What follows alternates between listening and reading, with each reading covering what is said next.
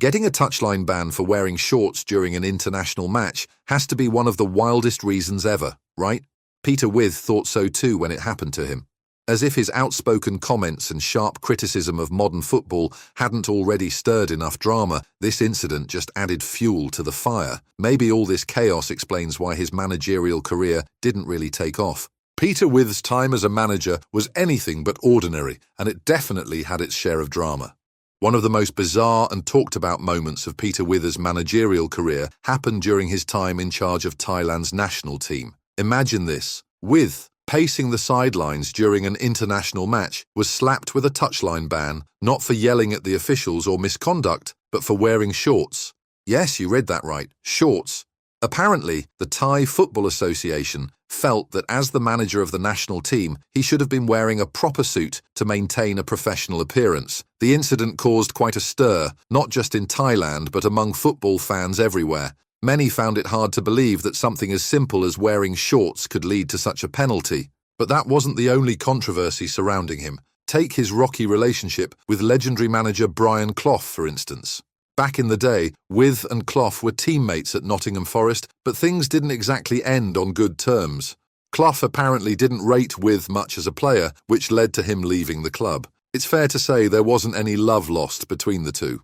Fast forward to recent years, and Withe hasn't exactly stayed out of the spotlight. He's been vocal, maybe a little too vocal, about what he sees as the flaws in modern football. He's been vocal about things like diving, faking injuries, and what he sees as the over-commercialization of the game. To Withe, these things have taken away some of the honesty and passion that made football special in the first place. He's especially critical of how the sport has become so focused on money, with financial rewards and sponsorship deals often overshadowing the love of the game. Some people admire his honesty and see him as a refreshing voice in a world that's often too polished and corporate, but not everyone sees it that way. To others, his views feel outdated and out of touch with the realities of modern football. All this makes you wonder, was this fiery personality part of why his managerial career never really took off? Withe's journey as a manager was a roller coaster, but not the kind anyone dreams of. His stints in management were often short-lived, and sadly, they didn't leave the same mark as his playing career. One of the most notable examples was his time at Wimbledon.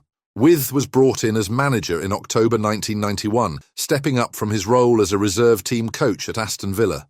But things didn't exactly go to plan. In just 105 days, he was shown the door, making his time at the club one of the shortest managerial reigns in English football. The reasons behind his quick exit weren't entirely clear, but rumours swirled that the players didn't take well to his methods. Some said his approach was too old school, clashing with the free-spirited, rebellious culture that Wimbledon's crazy gang had built. Others believed his lack of managerial experience at the top level made it hard for him to command respect in the dressing room. Whatever the truth, his brief spell at Wimbledon ended with just one win in 13 league games, hardly the record of a manager destined for success. His career, too, was just as wild. He started out at Southport, but his time there was brief, leaving in 1971 after only a handful of appearances. That same year, he made a quick stop at Preston North End's reserve team before moving on to Barrow, where he played just one game, a match against his old club Southport on New Year's Day in 1972.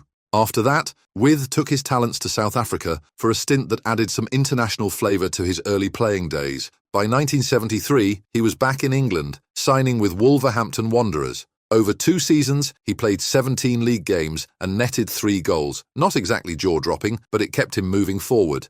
Then, in the summer of 1975, Withe made a bold move to the United States, joining the newly formed Portland Timbers in the North American Soccer League.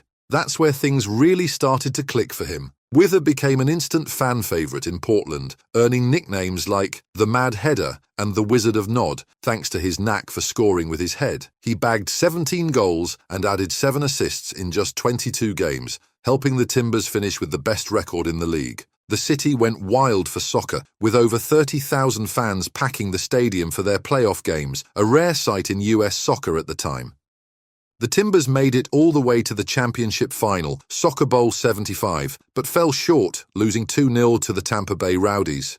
Still, Withe's performances that summer cemented his status as a cult hero in Portland. After his American adventure, Withe returned to England and signed with Birmingham City in 1975. He scored 9 goals in 35 league games during his time there, before leaving early in the 1976-77 season. That's when his career took a significant turn, as he joined Nottingham Forest under the legendary Brian Clough.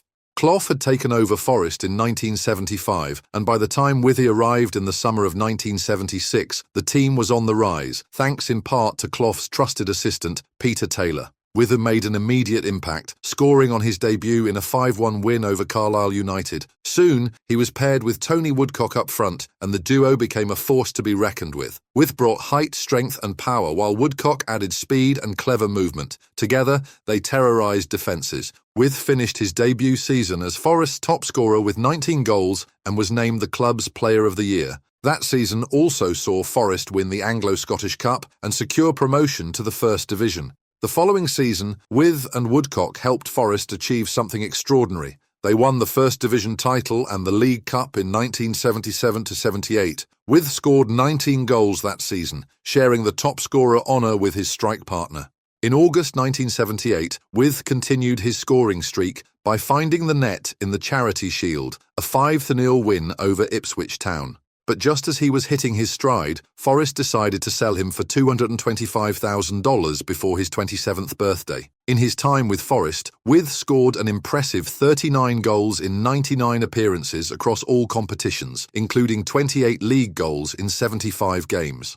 After leaving Nottingham Forest in 1978, Withe didn't slow down. His next stop was Newcastle United, where he joined for a fee of $225,000. It was a fresh start for Withe, and he made an instant impact, debuting in a 1-1 draw against Luton Town. Over nearly 2 seasons, he became a reliable goal-scorer for the Magpies, netting 25 goals in 76 league games. But it wasn't long before bigger opportunities came calling. In 1980, Ron Saunders brought Withe to Aston Villa for what was then a club record fee of $500,000. It turned out to be a masterstroke. Withe was 29 at the time, and some might have questioned whether his best years were behind him, but he quickly proved the doubters wrong. Paired with the young and dynamic Gary Shaw, Withe formed a lethal partnership up front. Shaw's pace and sharp instincts perfectly complemented Withe's strength and power, much like his pairing with Tony Woodcock during his Forest days. Withe's first season at Villa Park was nothing short of spectacular. He scored 20 goals in 36 games, finishing as the league's joint top scorer alongside Tottenham Hotspur's Steve Archibald. More importantly, his goals fired Aston Villa to the Football League title in the 1980-81 season, the club's first league championship in over 70 years. The following season, Withe etched his name into Villa's history books forever. In the 1982 European Cup final against Bayern Munich, Withe scored the only goal of the game, securing a 1-0 victory and making Villa champions of Europe. That iconic goal remains one of the most celebrated moments in the club's history. As if that wasn't enough, Withe and Villa went on to win the European Super Cup in 1982, defeating Barcelona 3-1 on aggregate. Over 5 glorious years at Villa, Withe scored 90 goals in more than 200 appearances and picked up 3 major trophies. Leaving Villa in 1985 was an emotional moment for Withe, who later described it as the biggest wrench of my career.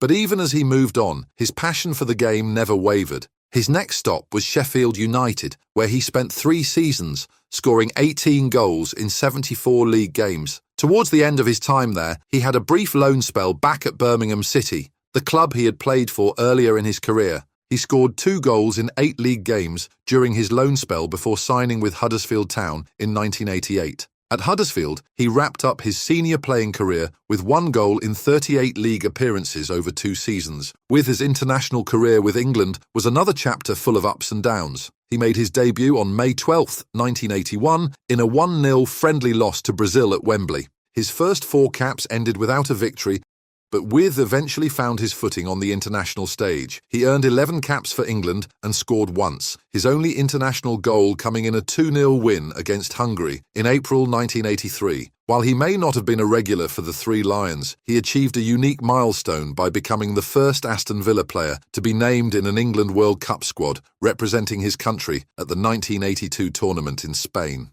After retiring in 1990, Withe transitioned into coaching. He returned to Aston Villa in January 1991, taking on a coaching role. Interestingly, he even made a one-off appearance for Villa's reserve team during his time on the coaching staff, showing that his love for playing the game never really faded.